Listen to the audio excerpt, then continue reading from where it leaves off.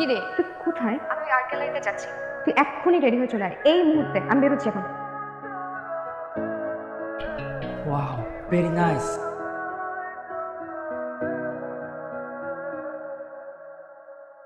O my god, ও একদম আমার মতন দেখতে, সেম টু সেম।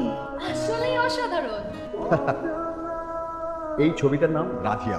এই ছবির চিত্রকর কে জানেন? আমাদের ছেলে মাহিন আহমেদ। তুই কোথায় পাবো? আজকে যেহেতু এক্সিবিশন, নিশ্চয়ই ওনাকে কোথাও পাওয়া যাবে। এক্সকিউজ মি, আপনাদের মধ্যে মাহিনটাকে ওই যে ছবি টবি আঁকে? মাহিন নামে একজনকে চিনি যে দুর্দান্ত ছবি আঁকে, কিন্তু টবি আঁকে কিনা ঠিক জানি না। ওই হলো একই কথা কথা, ছবি টবি সেম সেম। চিনে থাকলে বলুন, আমার ওনাকে দরকার। কি দরকার জানতে পারি? চিনি, কিন্তু জানি না কোথায় আছে। হয়তো কোনো কোনায় পড়ে আছে। আচ্ছা দোস্ত, কে না কে কার ছবি এঁকেছে, তোর চেহারার সাথে না আমার একটু মিলে গেছে। তুই কি এমন মহাভারত অশুভ হয়েছে? আমার নির্ঘতে কাজ আছে, আমি গেলাম, ওর সাথে পরে দেখা হবে। কিন্তু দেখা করিস না প্লিজ। গ্যালারির ছবিতে হাত দিয়ে নিষেধ লেখা আছে, কারণ ছবি হাত দিয়ে না, চোখ দিয়ে স্পর্শ করতে। আচ্ছা, আমি সেই থেকে আপনাকে দেখছি আমার সাথে এরকম আচরণ করছে, মানে আপনার প্রবলেমটা কি? মাহিন, মাই বয়, হাউ আর ইউ? ফাইন, কেমন আছো? আপনি তাহলে মাহিন? হচ্ছিল, আসি। তাহলে এতক্ষণ আপনি আমার সাথে মিথ্যা বললেন কেন? কথা বলেছি কারণ আপনার রাগি রাগি চেহারাটা থেকে খুব ভালো লাগছিল। এক্সকিউজ মি, কফি খান? কফির গন্ধটা উড়ে গেলে কফির কোনো স্বাদ থাকে না।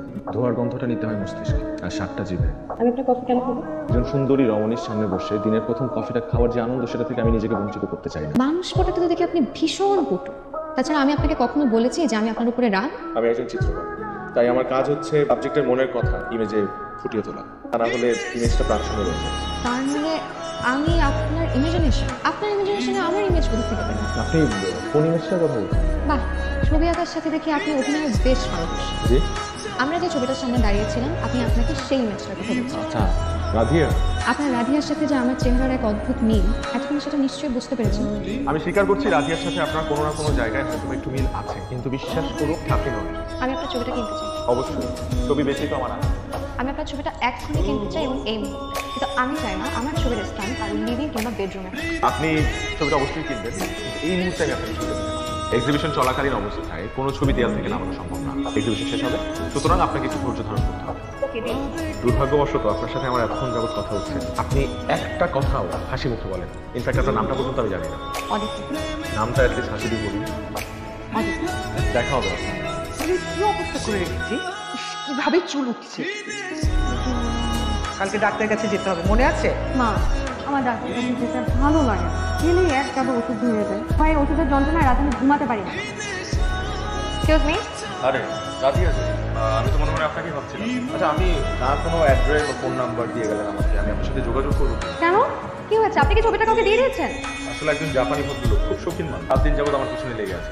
ছবিটা নাকি তার চাই চাই। শোন, আমাকে খুব হ্যান্ডসাম একটা অ্যামাউন্ট অফার করেছে। ছবি বিক্রি না হলে আমার ঘরে চাল ঢুকবে না। কথা বা ভালোবাসা আমার কাছে চাল ডালের চেয়ে অনেক বেশি। ভালোবাসা ছবির প্রতি না